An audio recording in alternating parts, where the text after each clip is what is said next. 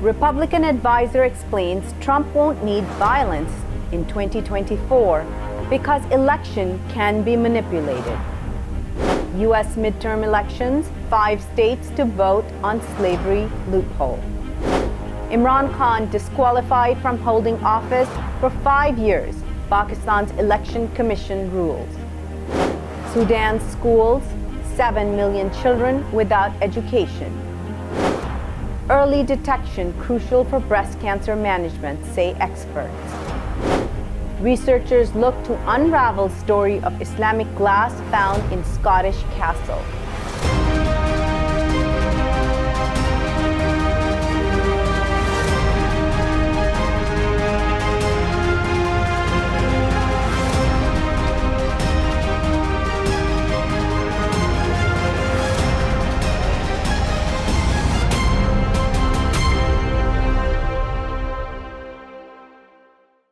From Washington, D.C., this is the Muslim News on Muslim Network TV. Assalamu alaikum, I'm Hena Zuberi. Our top story tonight. Former President Donald Trump and his followers aren't gearing up for another armed clash leading up to this year's midterm elections. That's because their goal is to win from within, according to former Republican Congressman Denver Riggleman. Riggleman served as a senior technical advisor to the January 6th committee. Riggleman told Raw Story the local and state precinct level is where the real change happens, not at the federal level. The Virginia native rankled his former January 6th committee colleagues with the release of his new book, The Breach, published before the panel released its final report. In it, the former Air Force intelligence officer revealed some of the inner workings of the special panel. He argues the dire state of American politics goes far beyond January 6, 2021. In less than 3 months, millions of people across the U.S. could be kicked off Medicaid and see their food benefits slashed. That's if the Biden administration declines to extend the federal public health emergency first declared at the start of the coronavirus pandemic. Last week, Health and Human Services Secretary Xavier Becerra announced an extension of the public health emergency until January 11th. It's unclear whether the administration is planning another renewal.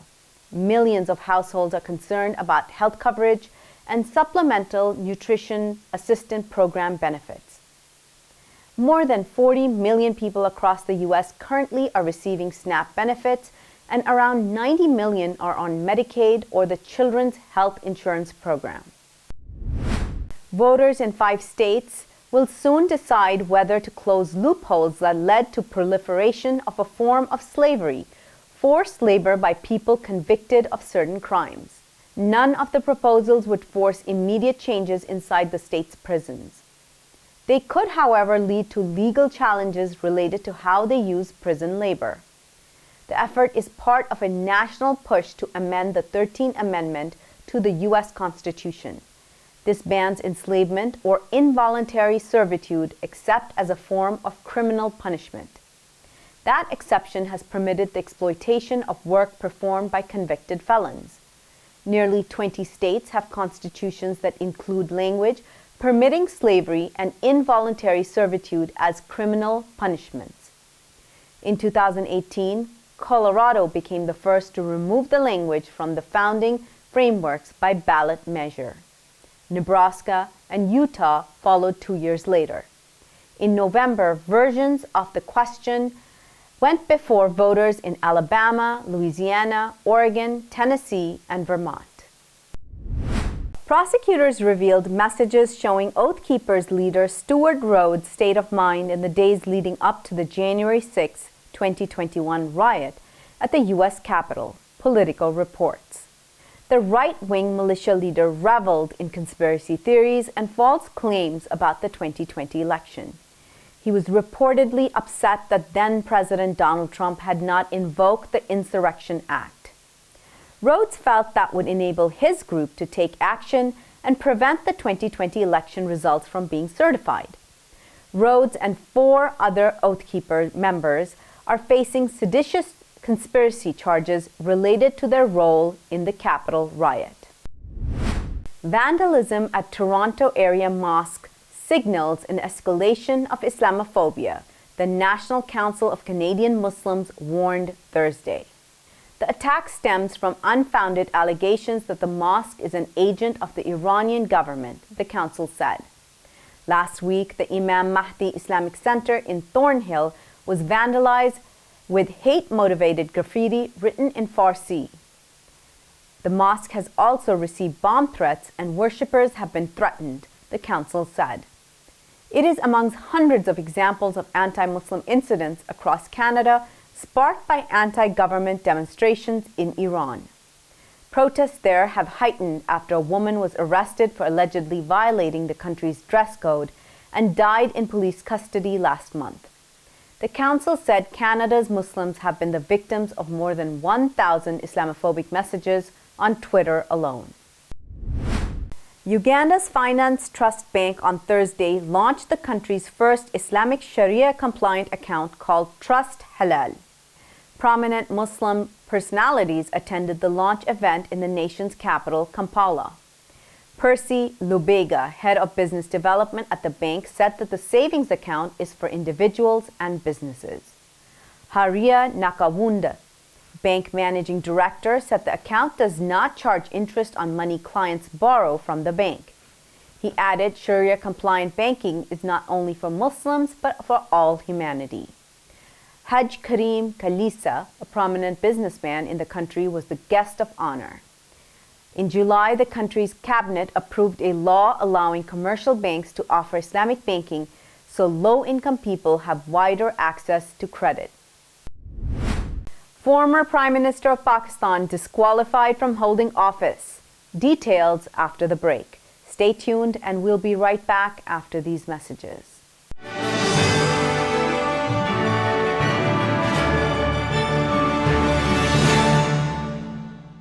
A free 3-minute online chat can give you the personalized tips you need to start boosting your retirement savings today. I am what hunger looks like in America. If I could be you, and you could be me for just 1 hour. Walk a mile in my shoes. Walk a mile in my shoes. There are 16 million children struggling with hunger in America. That's 1 in 5 daughters, sons, neighbors, and classmates who don't know where their next meal is coming from. Yet billions of pounds of good food go to waste every year. It's time we do something about it. Feeding America is a nationwide network of food banks that helps provide meals to millions of kids and families in need. Visit feedingamerica.org to help them feed even more. Together, we can solve hunger. Together, we're feeding America.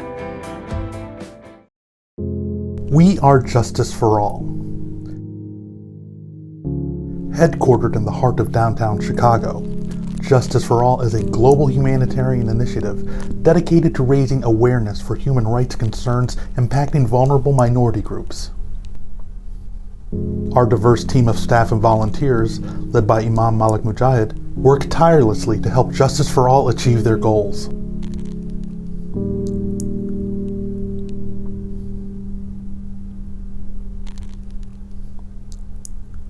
We promote policies that protect religious freedom, address the root causes of mass displacement, and recognize the plight of refugees and forced migrants. Together, we can continue to stand up for justice. Justice for all.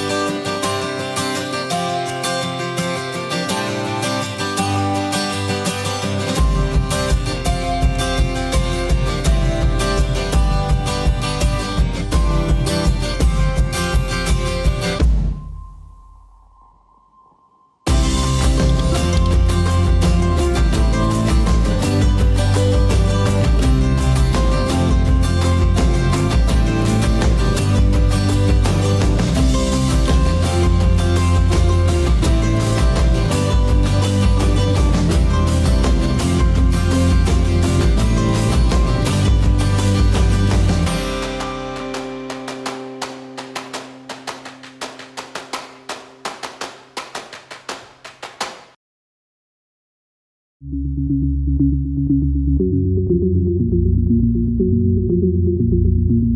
stop this genocide, we need your help.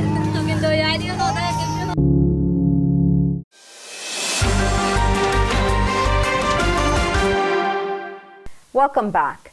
Former Pakistani Prime Minister Imran Khan has been disqualified from holding political office for 5 years, the Election Commission of Pakistan ruled Friday. The move likely will further inflame political tensions in the country. Commission Chief Sikandar Sultan Raja said Khan was disqualified for being involved in quote-unquote corrupt practices.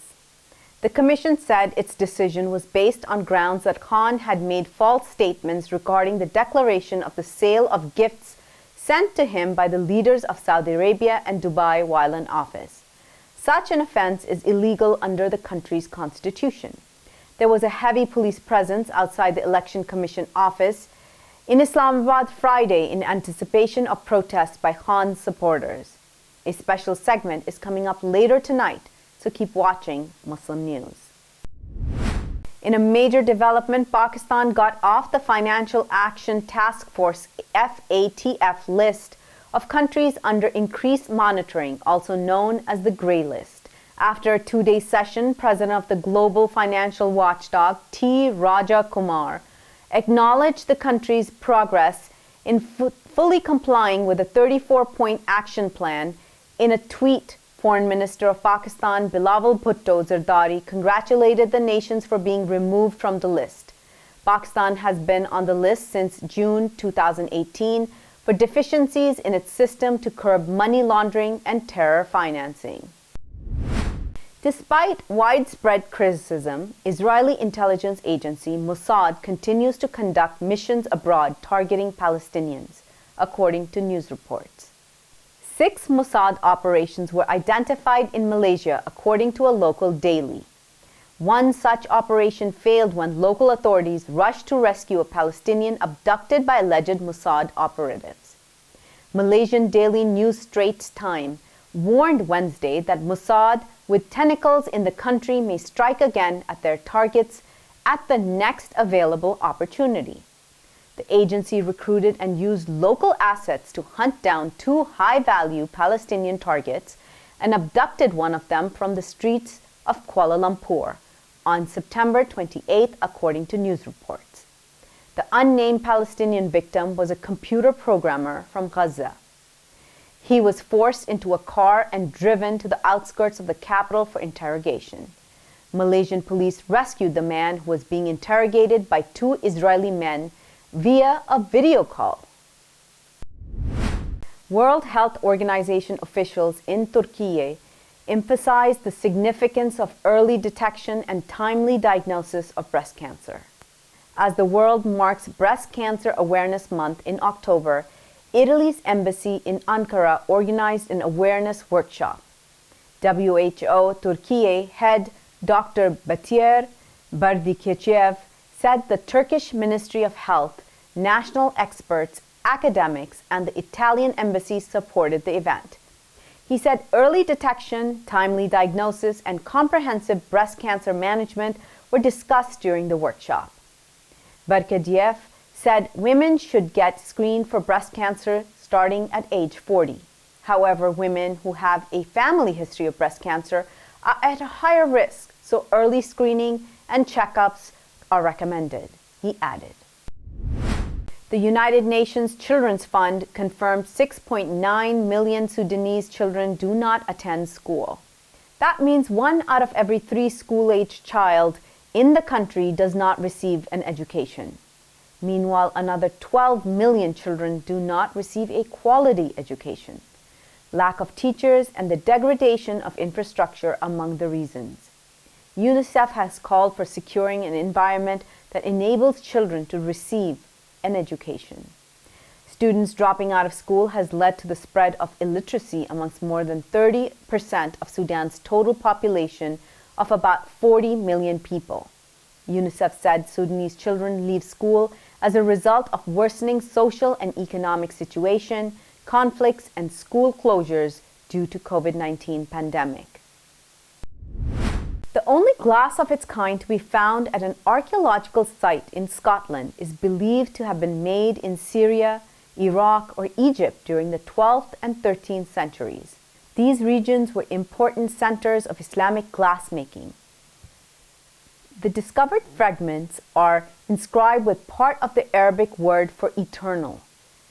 It likely was used to represent one of the 99 names of Allah, suggesting the vessel could have featured words extracted from the Quran. The fragments measure 3.1 centimeter by 2.8 centimeter. They provide new insights into Scotland's contact with the Islamic world during the medieval period. During Scotland's medieval period, glass mainly was used for stained glass windows in monasteries, cathedrals, and some smaller churches and chapels. Glass wouldn't be used in castles and lower houses until centuries later. Coming up next after the break is our in-depth analysis segment, so stay tuned and we'll be right back after these messages.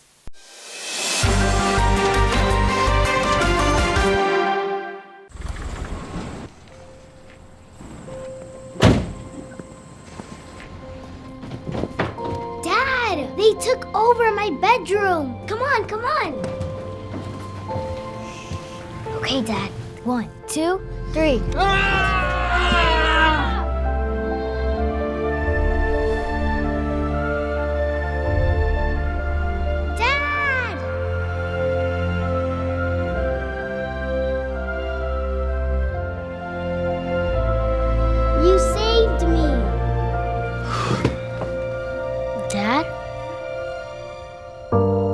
Are you okay? I'm fine, dear.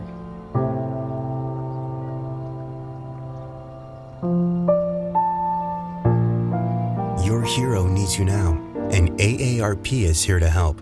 Find the care guides you need at aarp.org/caregiving. Assalamu alaikum! I love Adam's World because it makes me learn in a fun way. That Adam has a green face and orange hair. I like this song. I like how Adam sings. I like Adam's World because it makes me happy.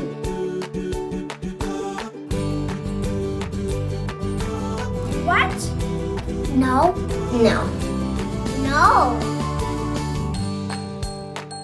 And here's Adam and here's Anissa. Adam is and his sister. Adam is a boy and he is very smart.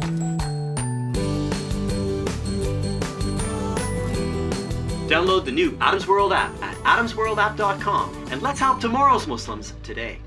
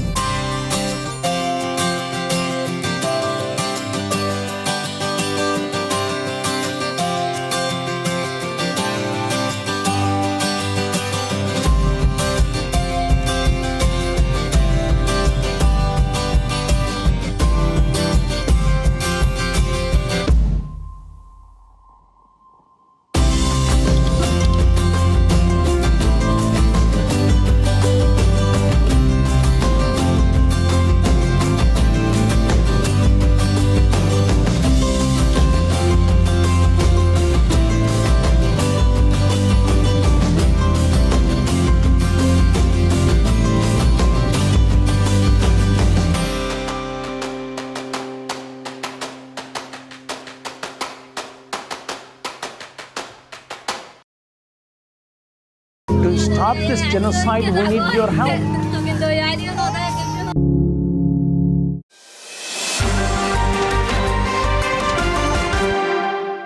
Welcome back. To discuss the current political situation after the disqualification of Pakistan's former Prime Minister Imran Khan, let's go to Edward Ahmed Mitchell. Over to you, Edward. Thank you, Hena. And now we move to a discussion of the latest developments in Pakistan. Many of you have been following the political crisis that's been going on there for many months now, and some big news came out today. What is that news? What does it mean for the future of the state of Pakistan? To discuss these issues and more, we'd like to welcome on our special guest, Raza Rumi. Mr. Rumi is a writer, a public policy specialist, an editor, and an instructor. He is the director at Park Center for Independent Media.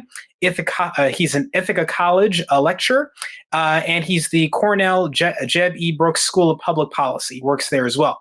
He's also the editor of the Friday Times and Naya Door Media. So in other words, he does a lot of great work. He's an expert on these issues, and we're happy to have him with us today. Mr. Rumi, assalamu alaikum. How are you? Wa alaikum assalam. Thank you for inviting me. Yes, happy to have you. So first, tell us the news, Mr. Rumi. What did the Pakistani Election Commission decide? What's the latest development in Pakistan? Yeah, so today was a big day because the Election Commission of Pakistan was, hearing a reference against the former Prime Minister, Mr. Imran Khan, who also happens to be a very popular leader in Pakistan. And he had, he was the prime minister from 2018 to April of this year. And during which time, he had received many state gifts from foreign governments, as you know, many gifts are given to the states and they're given to the heads of the states, heads of the government. And we have a rule and a law whereby such gifts are deposited in what is known as the Tosha Khana, or the repository of all these gifts. And there is a provision that you can take those gifts and buy them at the market price. And Mr. Khan did buy some of those gifts legitimately. There's nothing wrong with that. But he failed to declare the income received from those gifts, or the income with which he bought those gifts, in his annual declaration of assets during 2020 and 2021 for the year. And based on that, so it's a technical thing where the Election Commission found him of hiding his assets and his what he owns. And on that basis, he has been disqualified by the Election Commission of Pakistan to hold a public office during this tenure. I mean, he's not disqualified for life or in the next election. He's very much fit to fight. But, this comes as a blow because Mr. Imran Khan has been consistently fighting against corruption and highlighting the corrupt practices by his political rivals. And today, he has been accused of doing the same, of hiding his wealth and hiding his assets. And so that's a kind of a blow. And there are protests going on in Pakistan, not huge, but in most cities, his supporters were out on the streets earlier in the day, in our time, early morning, and they were basically, protesting against this disqualification order. Yeah. So, Mr. Rumi, what has been Mr. Khan's response to this? I understand he's saying this is politically motivated. What is his response, and where does he go from here? Is this an appealable ruling? Yes, it is appealable. His team of legal experts is already planning to file an appeal or go to the Supreme Court or the High Court to get this order suspended.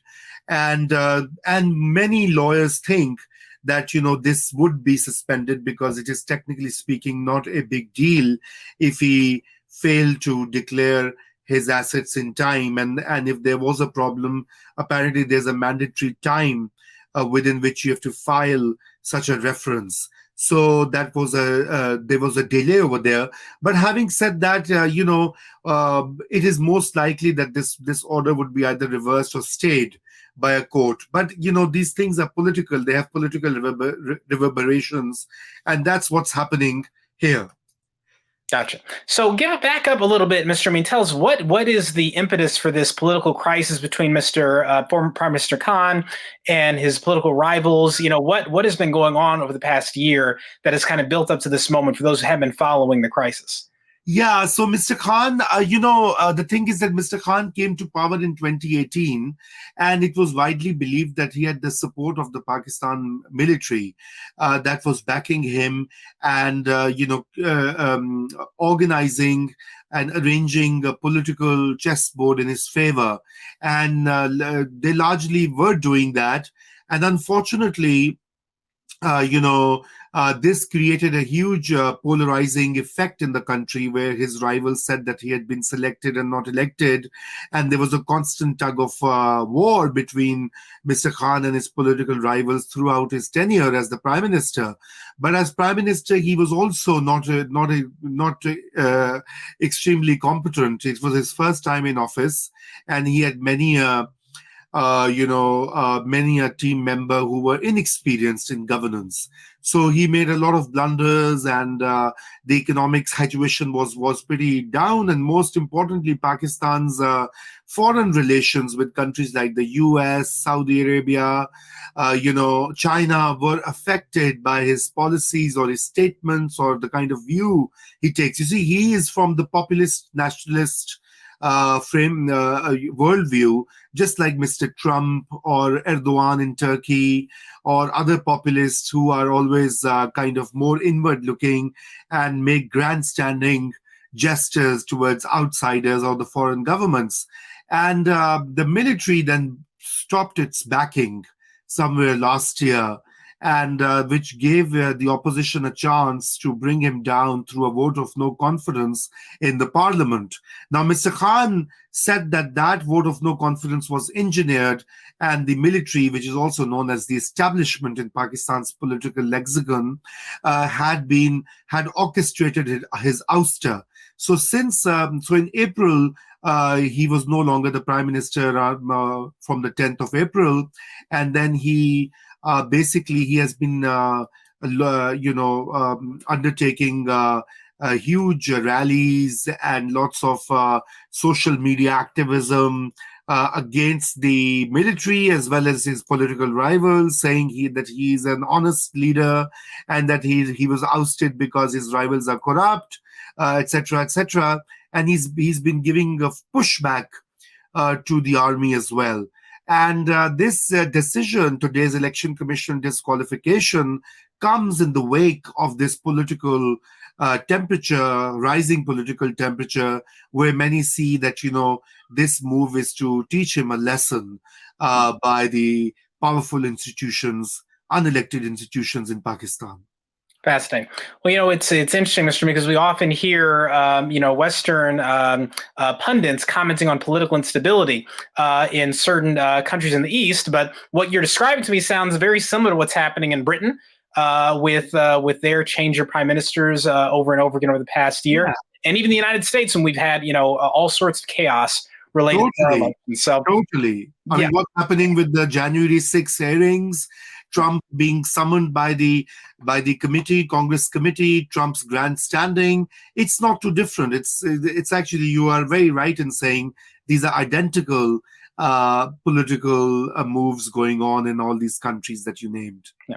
So let me ask you this then, Mr. Wrapping up, where, based on your perspective, your experiences, your expertise, where do you see this going? It sounds like you expect that maybe the ruling barring Imran Khan from running may be suspended. Who knows? But what do you expect to see? How does this political deadlock end? Does it have to be a new election to settle these things, or does this situation devolve? What are your thoughts on where this is going from here? So where is it headed? I think Mr. Khan has been demanding immediate elections because he feels that he's really popular at this stage, and there's no question he is extremely popular, and he commands a lot of following by the electorate, and he believes that if there's an early or a rapid election, he's likely to win and return to power. While the current government, which rules Islamabad, wants elections to be held next year according to the schedule. So I guess the only way forward would be to find a political compromise whereby the elections are held a little earlier, not immediately, so that the current government is not going to agree to that, but not too late in next year. And so I guess some move is already underway in striking a bargain, a political bargain, because if that does not happen, then Mr. Khan has threatened that he's going to start a long march towards the capital and do a sit-in there until this government is fallen and new elections are announced. So that would not be good for Pakistan's, overall political climate and its economy. As it is, Pakistan's economy is not doing really well. In fact, it was on the brink of a default in April, May, and thanks to an IMF program and support from Saudi Arabia, China, Qatar, and other Middle Eastern countries, that default was averted. But if there's more political instability, then the markets are going to react and there'll be more uncertainty, and there may be, for the economic downturn may be accelerated. So I guess all parties now would be in favor of finding a solution, a way forward, and perhaps that to me would be the right course to adopt. Now let's see whether Mr. Khan agrees to sit on a negotiating table and find a way forward. High stakes stuff with consequences not only for people in Pakistan, but people around the region, around the world. So we will keep watching the story. And Mr. Rumi, we thank you for your expertise. And we look forward to having you back to learn more about what's happening on the ground there. Thank you so much for joining us today. You're welcome. Bye-bye. Thank you. We'll see you next time, inshallah. And Hena, we'll send it back to you. Thank you so much, Edward. That's all from our Washington studios tonight. Thank you for tuning in. You can find previous episodes and more on our YouTube or Facebook. For more content, keep watching Muslim Network TV or visit muslimnetwork.tv. Assalamu alaikum and good night.